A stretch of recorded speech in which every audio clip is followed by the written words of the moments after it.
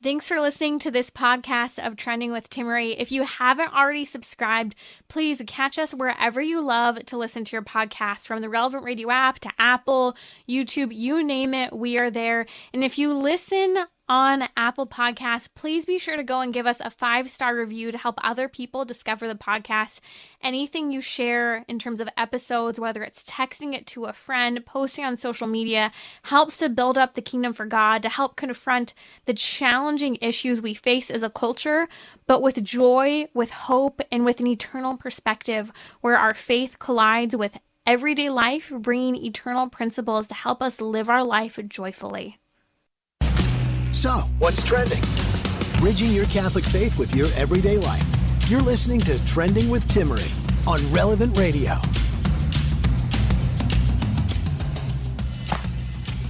Wow, do we have a month ahead of us with the anticipation of the official ruling on from the Supreme Court on Dobbs versus Jackson Women's Health, determining the future of abortion. We already have very good understanding of where the decision will be going, with that majority opinion overturning Roe versus Wade, leaked and written by Justice Alito.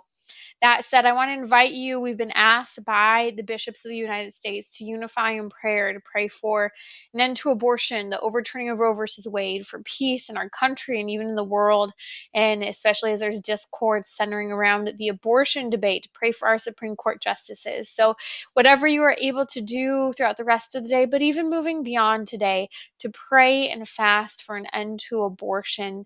And remember that we are called, especially today, to pray our rosary on the feast day of Our Lady of Fatima for these special intentions.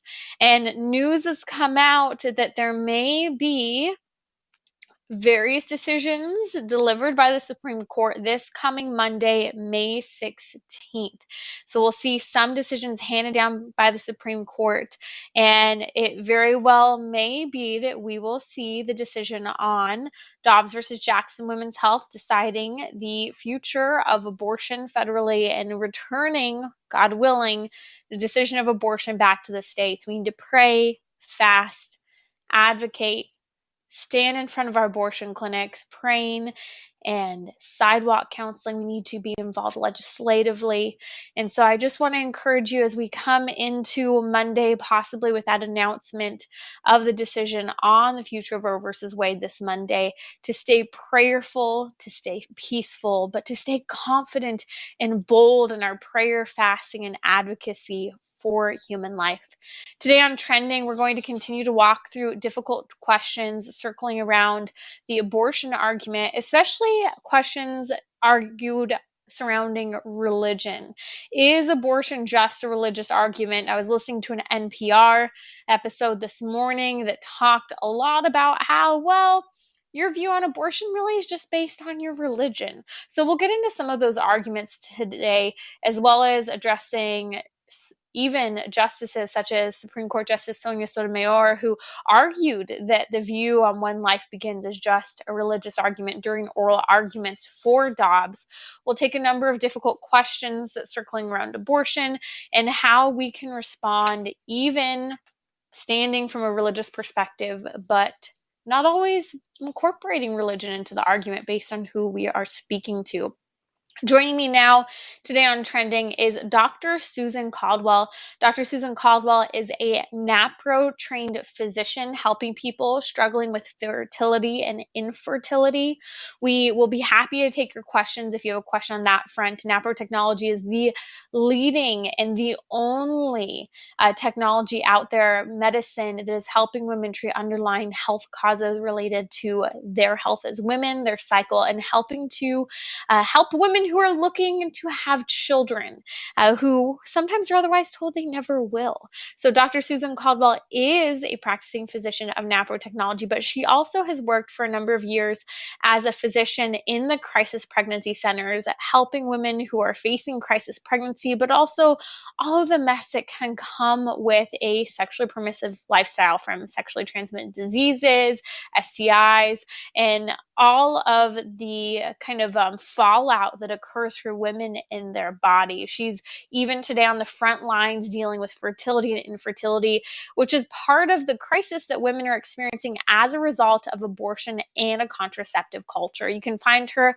at drsusancaldwell.com. That's Dr. Susan Caldwell, Caldwell.com. We'll post a link now in the podcast notes as well as on social media at Timmerie, Timmerie.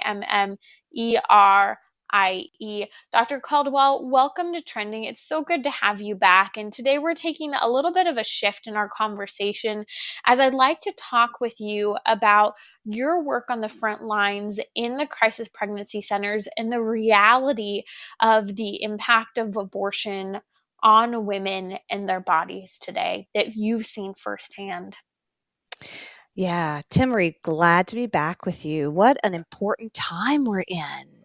Man, we really need to, kind of focus on women right now. They need our support. They need our encouragement, because there's just an attack, if you will, on women and her ability to just be in touch with her body and in touch with the reality of what that holds.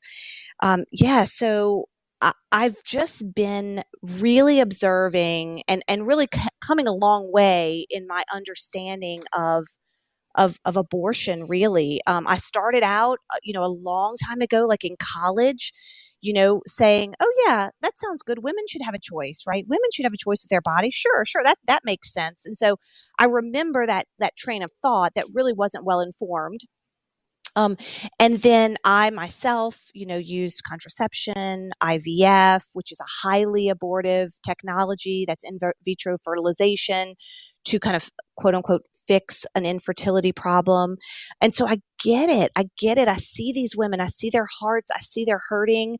They're looking for answers. They're looking for like a fix for their problems, but they deserve so much more. And so I've come to just really see that, yeah, we can't just look at it as simply as, man, we've got to stop abortion. We've got to get it, out of the picture, because the truth is we've got the abortion pill, we've got Plan B, and so the problem of the conflict, the war on women that we internalize and war within ourselves on our own bodies, that's not going away when Roe goes away. Mm-hmm. So we really have to have conversations about how can we be there for women and help them to be in touch with their bodies and not war against their bodies. But it's tough because they're in pain. Yeah. And they don't know where to go, and they're hard to reach. You and I were talking about how the trends we were seeing even in the crisis pregnancy centers, which are on the front lines of the abortion issue, helping women not just in choosing life for their children, but also when they don't choose life, helping to pick up the pieces of post-abortion syndrome. Or when they do choose life, there are a lot of things needed, from money, relationship counseling, coming off of drugs, alcohol abuse, sexual abuse. There's so many different elements in the crisis pregnancy centers journey alongside these women for years to come. One of the crisis pregnancy centers I worked with in Southern California, you and I were talking about this earlier, it's become harder and harder to reach women who are abortion minded, because many young girls today are taking Plan B every time they engage in sexual intimacy, because they're using it as a failsafe. They're on contraception, but they know it's not always successful. So they're using a contraceptive and also abortifacient. You're reminding us that Plan B, we've been talking all week about Plan B. I hope you listened to yesterday's podcast and others where we've discussed this topic, but it works in 3 ways. 1, to prevent ovulation. 2, to prevent sperm and egg from ever meeting. And 3, to kill the baby and prevent implantation if a new human life is indeed created. And so this whole topic, what I bring this to, Dr. Caldwell, is the fact that to even reach these women who are choosing to just put these bombs in their bodies of hormonal contraceptives and abortifacients, it's difficult. And we're in a cultural tide where abortion contraception has become a norm. And I think that, like you said, if if Roe versus Wade is indeed overturned and the topic of abortion goes back to the states and we see some states pro-life, some states pro-abortion, we're going to have to still work on the fallout over the Mm-hmm. trend that we're seeing with women's health. Mm-hmm. And the question is, where do we go from here? How do we help Yeah. this? Yeah. Women they recognize the wounds. They're smart. They're very smart. I recently saw a headline from a major newspaper online that said that it's a shame that more women don't have access to the um, the abortion pill because it's safer than Tylenol. Like that was the caption, but women aren't that stupid, And after I saw that caption, I spoke to a woman who had an early miscarriage, Mm, and the baby was quite, not far along, but it was more than a period. And I said, can you imagine, and she said it was such a trauma that she went mhm, through her mhm. miscarriage. And I've heard from women, Abby Johnson's movie about the abortion pill. Unplanned. So, Yes. and so what I see women who come in later, like they come in to see me, and it's so hard, really, honestly, emotionally to deal with it. But they come in and they're so wounded from Mhm, either the pill or IVF or abortions or any matter of like what they've been given as health care, mhm. and they just recognize like this is not okay, and I feel broken and I don't feel like there's any Mhm. hope. That's what they Yes. say. And the Yes. good news is, every single time, by the time they walk out of that visit, they share with me, wow, like there is hope. Like, yes, Mhm, yes, there mhm, is so much mhm. hope. But we do need to know this message of hope. We do need to know that, and we need to have people ready to walk with these women.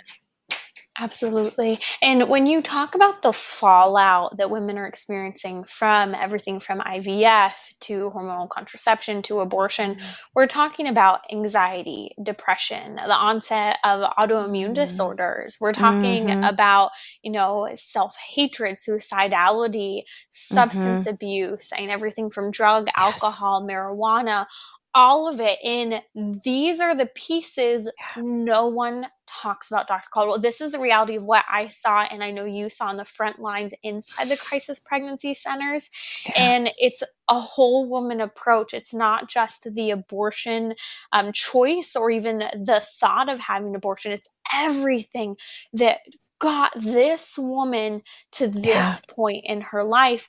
And that's what we're up against Yeah. culturally, not just the choice of possibly an abortion, but all of these medical and interpersonal choices that are embedded in our culture today. Yeah. I'm thinking about, I'm always thinking about this and how can we reach women and where does this start and how does this snowball, this turn into an avalanche? And, I see a lot of girls in their teen years who are just waking up to the reality that their body is it can feel really scary to be in their body, from having terrible periods, vomiting with their periods. They feel like their body is in a sense out to get them, or is opposed to their well-being. And I see this all the time. I see this in my own daughter who's 18, who, complains about her periods every month. And, it's really hard, to start having periods. And you can really see this. I saw a girl who walked in the last couple of weeks, and she was about 16 years old, and she was mad. She walked in and she was just mad that she had all these symptoms, and she wanted a pill to take that away. And Mhm, she was not happy with my suggestions that she change her diet, that she get more sleep. You know what I mean? Like that, she was not mature enough, honestly. mhm, But thankfully, she had a mom who was there to walk with her. And, who knows if she'll end up getting on the pill. But the point is, I think, that's one insult, is women wake up to the fact that their bodies are really a mess at times. Our bodies are a mess, and Mhm. our bodies make us vulnerable. They make us weak. They make us dependent. And then we're trying to find a way out. We're trying to find a way out. And then, here comes this cute guy who smells good, offering a connection, right?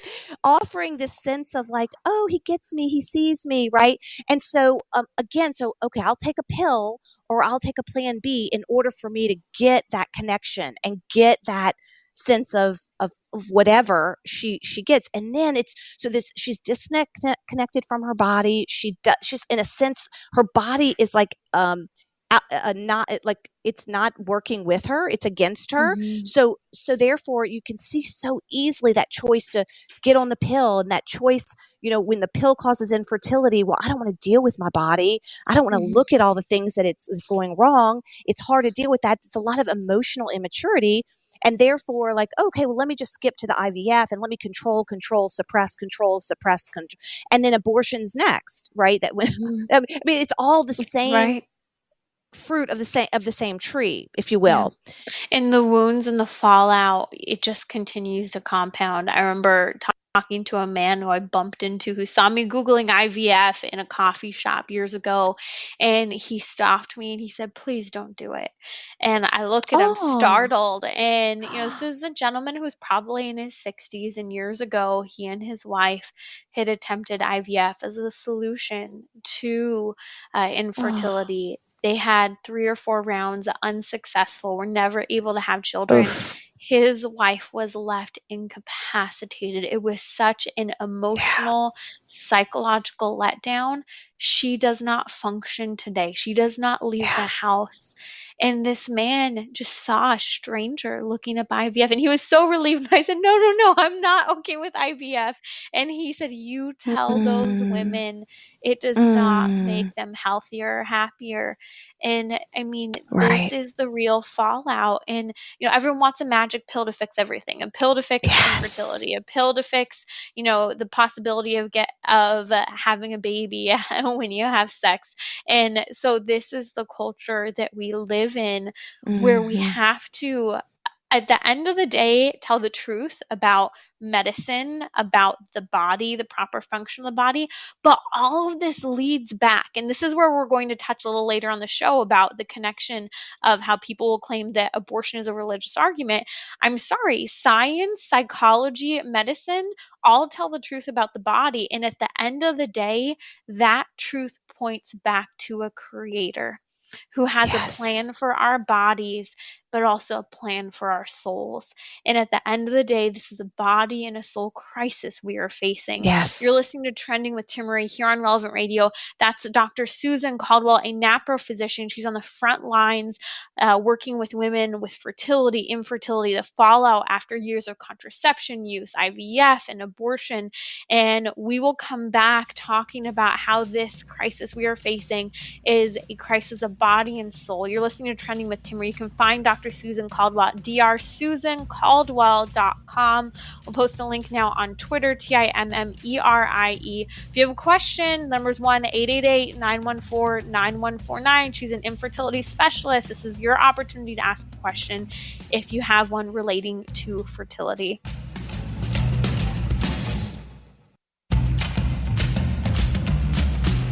So, what's trending?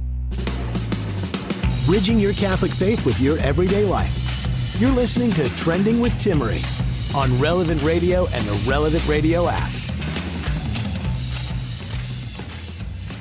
Coming up, I will take questions centering around religious arguments on abortion. When human life begins is not a religious argument, but some people are trying to claim it is, and they're blaming Catholics and so-called white evangelicals for the forthcoming overturning of Roe versus Wade, which, by the way, there's a possibility that this opinion, this decision from the court could be handed down this Monday, May 16th. Let's pray for peace in our nation. Let's pray for the intercession of Our Lady of Fatima. and let's fast for an end to abortion. You're listening to Trending with Timmerie. Dr. Susan Caldwell is a NAPRO trained physician helping people struggling with fertility and infertility. If you have a question on that topic today, the number is 1-888-914-9149. You can also ask now on my social media. Just follow me anywhere you're on social media at Timmerie, Timmerie. We're happy to take your question, but today we're talking about the fallout of abortion. Dr. Caldwell has worked firsthand on the front lines on the abortion issue in the crisis pregnancy centers and as a medical professional. And we're just dovetailing Dr. Caldwell into how this debate, this crisis, this fallout from abortion ultimately hits at the body. We're seeing this fallout: depression, anxiety, infertility, autoimmune disorders, all these health issues. But at the end of the day, the truth of the impact of contraception and abortion points back to the fact that there's a purpose for the human body. There's a creator who loves us, who loved us into being. And not only does he have a purpose for our bodies, but also for our souls. And this brings me, Dr. Caldwell, to the feast day today that we celebrate of Our Lady of Fatima. And something that has always stood out most profoundly is Our Lady of Fatima's message to the world when she said, "More souls go to hell because of the sins of the flesh than for any other reason." And I believe this isn't only the sexual promiscuity of our culture, but what we're choosing to do in maiming and damaging our bodies today as women. When I went to the Theology of the Body course, the immersion course for a week many years ago, something that stuck out that Christopher West said, that as what we are as humans, we are creatures in our essence, which means we're extremely vulnerable and dependent on someone else for our existence, right? We didn't come into the world on our own. We don't choose, everything is a gift, and we hate it. Those of us here, other than Mary, everyone who's ever been, affected by original sin, we absolutely hate it. And what makes us vulnerable is not our mind, it's our body.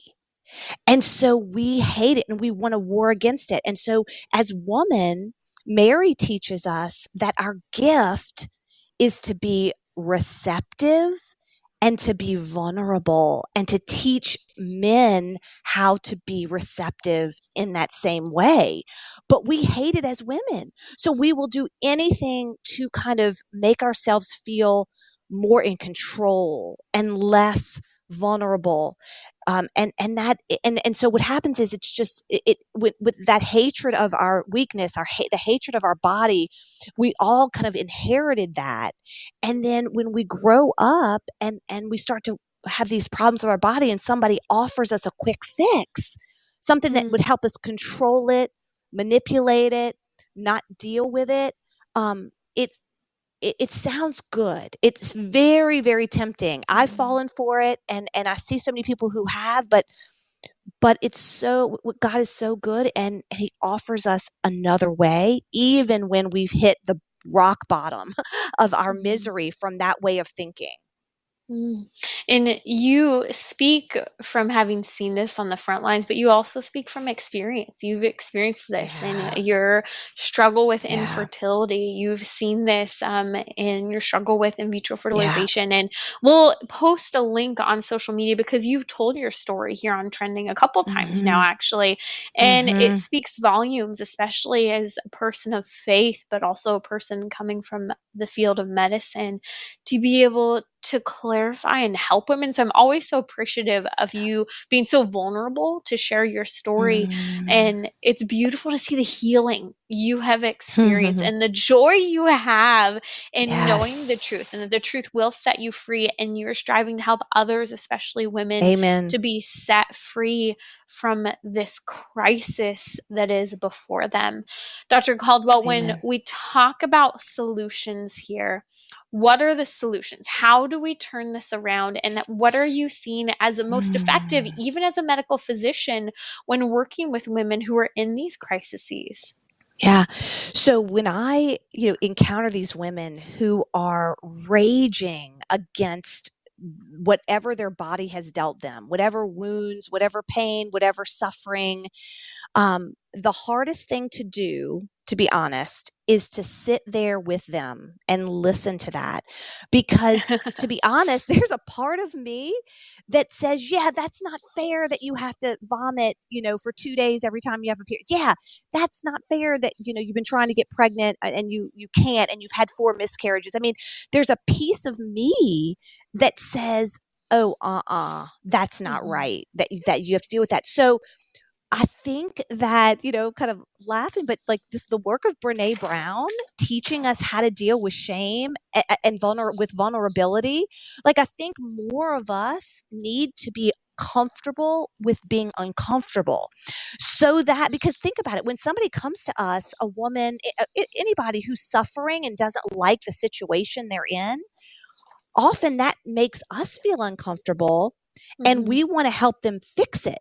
So we get it. Mhm. I get why we do surrogacy and IVF and abortion. I mean, I get why there's so much, maybe false compassion, but why people don't think this is a problem, all these things, because we do. We're like, oh yeah, it's not fair. It's not fair. Mhm. But we need to, we all need to understand why the church, our mother, says, don't hurt yourself.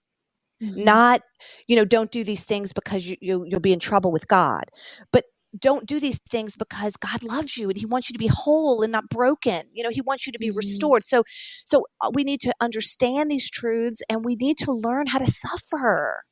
We need to Mhm. learn how to kind of be comfortable being uncomfortable, so that when those people around us that are suffering and tempted to take these off ramps, these quick ways out, we can say to them, you know what? Like, there are other ways, and it's okay that you're mad and angry right now. It's okay. I'll be with you, and we can Mhm. walk together. There's in media training for public relations for the PR work I've done that there's a motto when addressing whether it's a crisis or just speaking up on a particular issue, and it's that you stand up, you speak up, and then you shut up. And I find that it is most effective in most cases. You're called to stand, maybe Mhm. that's side by side with someone face to face, and you listen to them. And then there's a Mhm. time to speak up, and then there's a time to just be quiet and listen again, to show by example and wait. And in those Yeah. moments, and I know you see this as a physician, but also as a woman with friends and family you encounter, there's so Mhm. many moments where I find myself in these crisis counseling situations, or someone's confiding something and I'm saying, dear Lord, come Holy Spirit, grant Mhm. me the patience not to be angry. Grant me the patience to know what to say. Grant me the patience to listen, Yeah. but grant me the words to know how to respond, because there are Mhm. sticky situations. I don't know Mhm. how to enter into this brokenness or this confusion or lack of Mhm. logic. And Mhm. Dr. Caldwell makes me think, as we're here in the midst of the feast day of Our Lady of Fatima, I think 105 years later after the Mhm. apparition. And I think of the letter that Sister Lucia wrote to Cardinal Caffarra, who was the one commissioned to help in starting St. John Paul II's Institute for Marriage and Family. And what Sister Lucia said to Cardinal Caffarra when he was asking for her to pray for them, and he was so surprised because he received back a letter from Sister Lucia, she said this. And I think these are words that we need to take to heart. And it should be a little bit of a battle cry, but also help us in understanding why there's a battle occurring both physically and spiritually today. Sister Lucia, one of the three visionaries of Our Lady of Fatima, the primary, said, the final battle between the Lord and the kingdom of Satan will be about marriage and the family. She said, do not be afraid, she added, because whomever works for the sanctity of marriage and the family will always be fought against and opposed in every way, because this is a decisive issue. Then she concluded by saying, nevertheless, Our Lady has already crushed his head. Mhm. And Dr. Caldwell, this statement in the letter of the visionary Sister Lucia at Fatima, I think speaks volumes to the war we are seeing raging right now around abortion and so many of these Yes. issues. What do you take from these Hmm. words from the visionary from Oh, Fatima? wow. That's 100% true. I mean, it's so painful to be in this. I mean, it's crucifying, to be honest. To be honest. So I get it. It's hard. And, I'm just remembering, I'm going to share a story that really just kind of brings this to life. A patient came in, she was about 40, and she had already had one abortion, and she just found out she was pregnant. And she's in a stable relationship. I believe she was married, no children. And she came, I have no idea how she ended up in my office because this was not when I was at the crisis pregnancy center. And she said, I just want to know if I'm healthy enough to carry a baby. Mm, And I didn't really know how to answer that question, because what she was really asking is, like, maybe she's just the way she's seen her body all these years and not treated her. I don't know. And so I asked more questions, and she tells me that her husband or partner, I can't remember, um, really, it wants her to abort again. mm, And and so I just listened. I said, yeah, but what do you want? What are you thinking? Like, why are you here? Why didn't you just go to Planned Parenthood or wherever, they're doing abortions these days? Why are you here? And she told me that, if she's honest, she is thinking about where she might put the cradle in her house, mm, and how, she might really want this baby. And mm. there it is right there, Mhm, right? mhm. Yes, and that is the heart of it. Women don't, at the end of the day, want to have an abortion. I had a woman reach out to me yesterday. She is pro-life. She's Catholic. She already has two children. She finds that she has colon cancer, and it's spreading. It's spreading rapidly, and she's pregnant. Mm, And she wrote to me, and she said, would it be okay if I terminated so that I could receive care?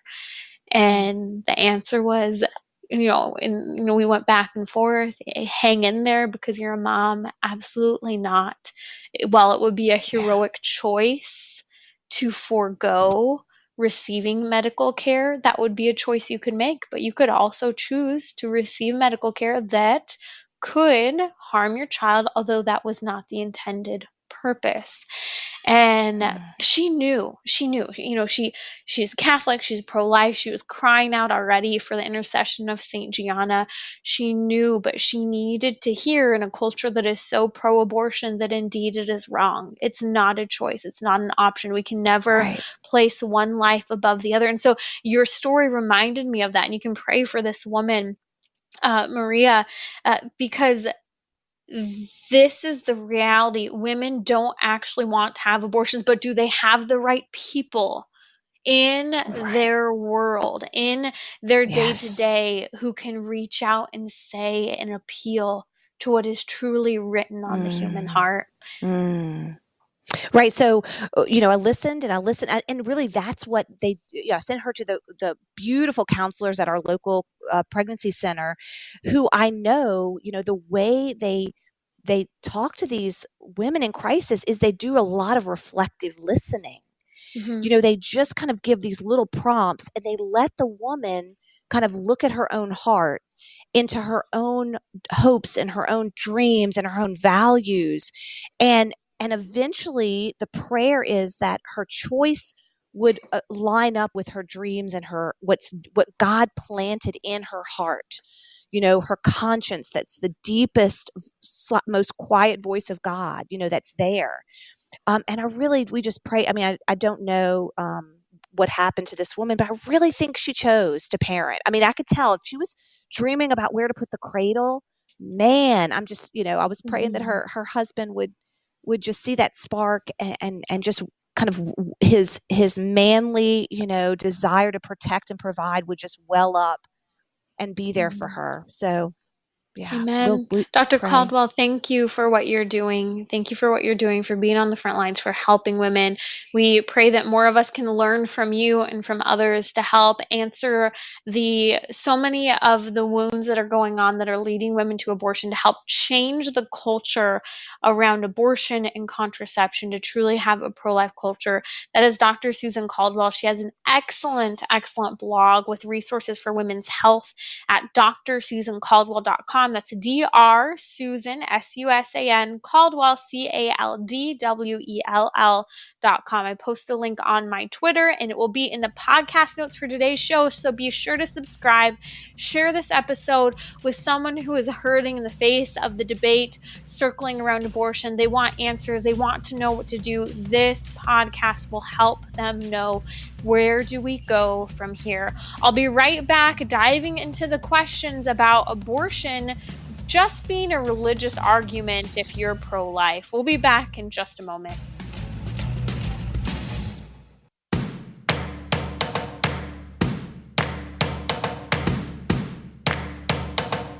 We're talking about what you're thinking about.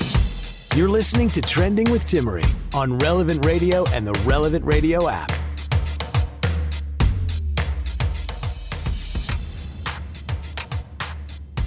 Most common ones you're hearing today, I have a list in front of me. If you have a question, the number is 1-888-914-9149.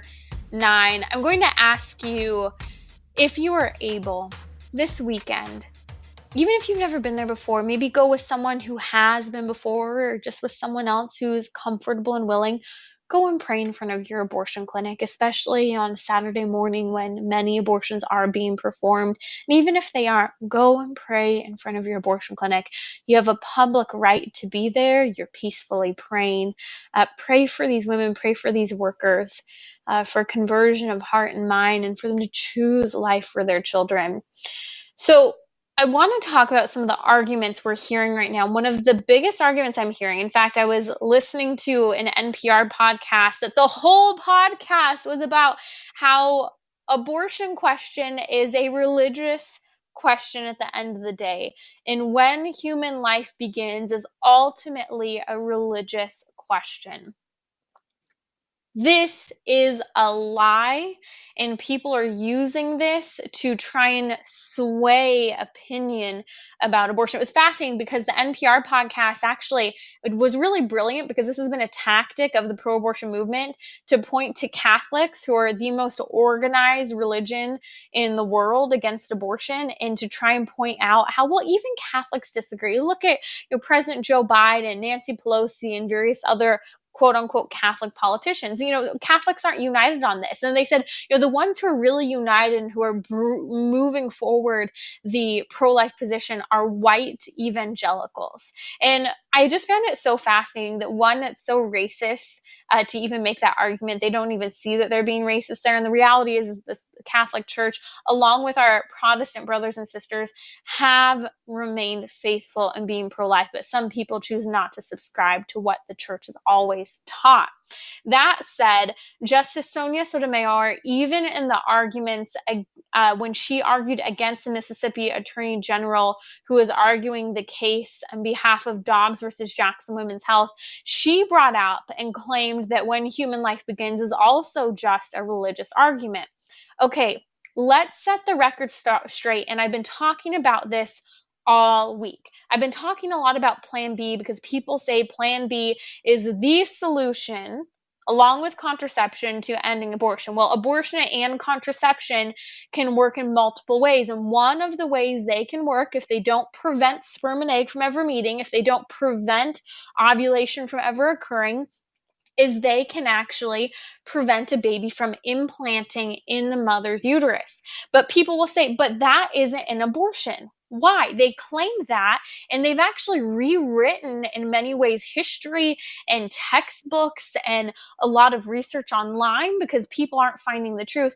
What happened is the American College of Obstetricians and Gynecologists lied.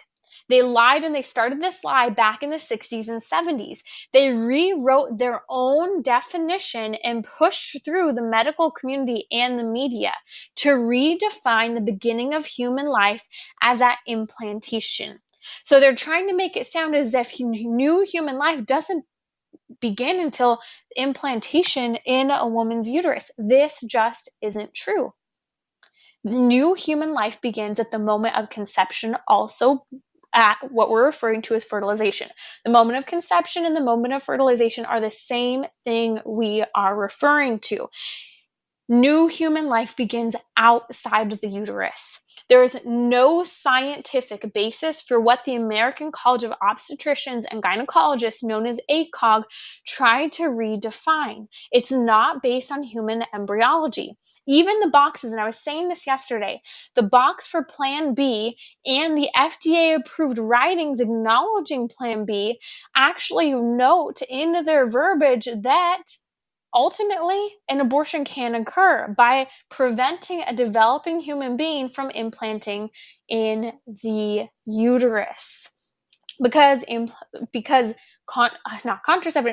conception and also known as fertilization, we're talking about the same thing here, that occurs in the fallopian tube.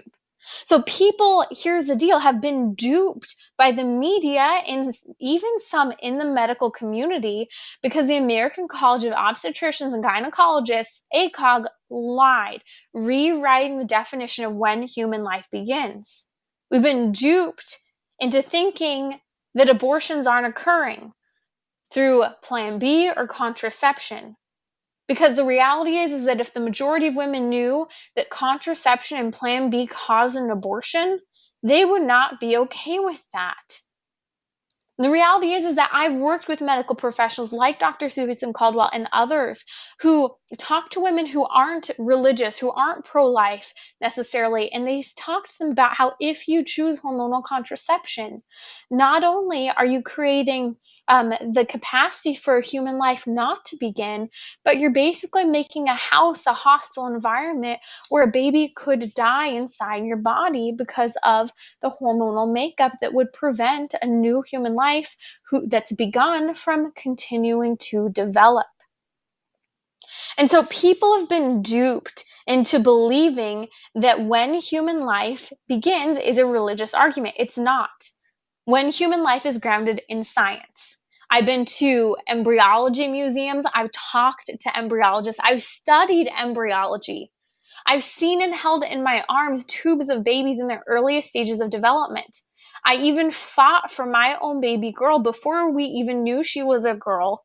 And when we were told that we might have a tubal ectopic pregnancy because she was having a hard time getting out of the fallopian tube and implanting in my uterus where she would grow and develop. We waited and we waited until we saw that image of the ultrasound confirming that baby girl indeed was implanted in the uterus in that safe place to continue to develop and grow. We fought for her life when she was in that earliest stage of human life. But let's take on this religious argument because while when human life begins is not a religious argument, beliefs on abortion, some people try to say, are strictly based on religion. Now, while your belief on abortion can be formed by your religious belief, that doesn't mean you need to use religion to argue for or against abortion. Here's the deal.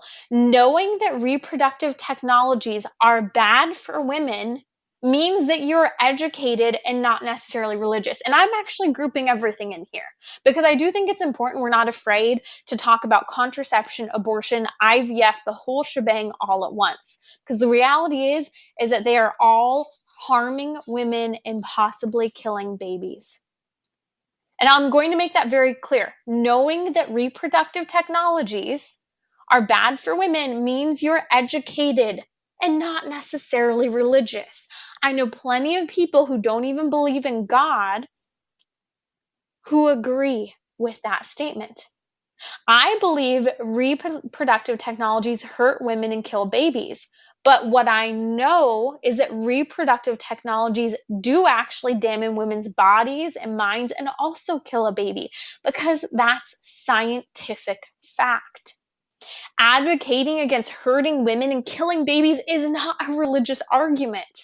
Now, my Catholic religion, our shared Catholic religion, is certainly human-centered. You and I believe and know that God created the human person, and he has a design for the proper function of our bodies. Science, and this is what's amazing, scientific data, sociological research, and effective life-saving medicine all complement the sound philosophical truth and theological formation that does uphold the Catholic viewpoint on reproductive technologies such as abortion, contraception, in vitro fertilization, and surrogacy, because they tell the truth about the harm and damage. In theology, philosophy, social sciences, medicine, they all match up. But it depends on whether or not we have justified abortion and reproductive technologies as a part of our culture and a part of our lifestyle. But I don't have to have faith or use my faith, and nor do you, to explain these things are bad for women and babies. God created science. And no matter whether you bring God up in your arguments or not, here's the problem that people have and why they always try to blame religion. Because at the end of the day, all of this points back to the fact that he created the human person. God created nature. God himself is truth. And I'm sorry that the truth of the created world points back to the one who made it all. That's the reality. And so when people try to say that your belief is just a religious argument, there is merit to that. However, we don't have to bring religion into an argument if someone is not ready for it. And at the end of the day, it's all going to point them back to God. I have seen so many people who have been pro-abortion, who have converted to the pro-life position, and guess what? They converted to Catholicism. I have had friends, tons of Protestant friends, who are pro-life, and the more they study and they think about the life issue, guess what? They convert to Catholicism. Because when you follow the science, when you follow the sociological data, God created the human person with a purpose. And when we function in ways that don't work with that purpose, we have a fallout. And that's what Dr. Susan Caldwell and I have been talking about here on Trending. I was thinking about this earlier today because in this ACOG, American College of Obstetrician and Gynecologists, rewriting When Human Life Begins, which is totally wrong and unacceptable, it just made me think about how, medicine, physicians have justified doing harm to women's bodies and lying to women about their bodies. And we need to take a slogan, and a couple of the nonprofits I'm working with, I was telling them about this phrase this weekend, where we need to say, do no harm. We need to have these big signs that say, do no harm. I believe in medicine that will do no harm to both the woman and the baby. This argument isn't reducible to just a religious belief. It's truth, it's compassion, it's real, it's feminism. That is the argument. Now, let's take one more religious argument, because I do think this is another fascinating one. And you may have heard it. So this past weekend, there were protests outside of St. Patrick's Cathedral in Lower Manhattan, and you've probably seen the videos of a woman dancing around in a bathing suit, and she even has this thing with string baby heads at one point, and she starts yelling, "God killed his kid, why can't I kill mine?" She said, "Help me abort my babies." And I thought that was, again, another religious argument centering around abortion. God killed his kids. Why can't I kill mine? Help me abort my babies. Well, let's be clear here. God, in his humility, took on a human nature. Jesus Christ is both human and divine. Now, he allowed himself to be persecuted, and yes, he allowed himself to be killed, but he didn't kill himself, and God did not kill his only begotten son. God did not directly kill anyone. But in abortion, which is the direct killing of a baby and the damaging of a mother, is different from God not intervening in the free will of humanity and the free will of even his son, who chose to accept his persecution and his death. He didn't kill his son or kill himself. And so even that argument doesn't hold any weight. Okay, here's another interesting argument. Ooh, let's see if we can get through this in the few minutes we have. Ada on Instagram asked me to address the claim that having an abortion is legal and safer and keeps abortion at its lowest rates. This argument, safe, legal, and rare, the pro-abortion movement doesn't even really use it anymore because the reality is the data doesn't back it up. Abortion numbers increase under legalized abortion, period, because people believe that what is legal is moral, is licit, and then it becomes cultural. It becomes the way we function, live our lives. And so abortion rates were at some of the highest after Roe versus Wade became the law of the land in the United States. Between Roe versus Wade and really Planned Parenthood versus Casey, right around those times of the 70s into the 90s, we saw some of our highest abortion rates on record.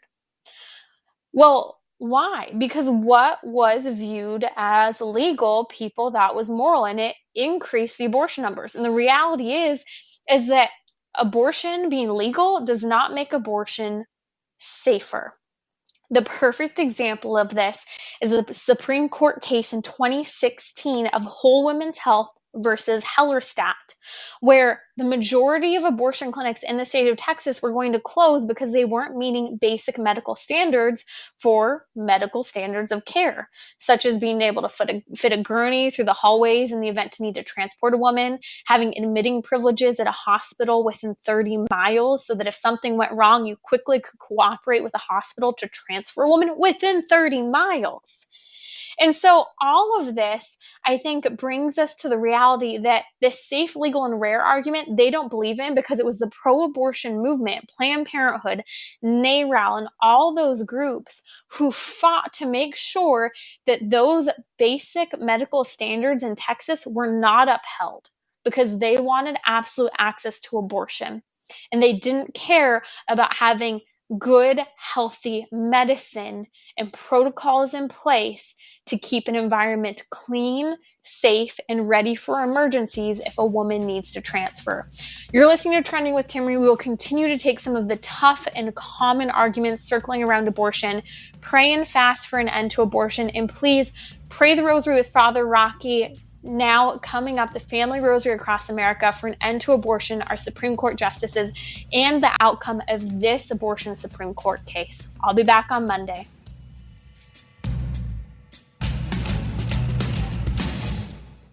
Have you joined us yet for our weekly happy hour on Trending? This is Timmerie from Trending with Timmerie. Mondays, we discuss everything from happiness, although it's fleeting, to joy, which is rooted in God. We address midlife crises, prayer, friendship, job satisfaction, and you name it, because who doesn't want to have lasting happiness, joy rooted in God? Join me daily at 6 p.m. Central on Relevant Radio or the Relevant Radio app.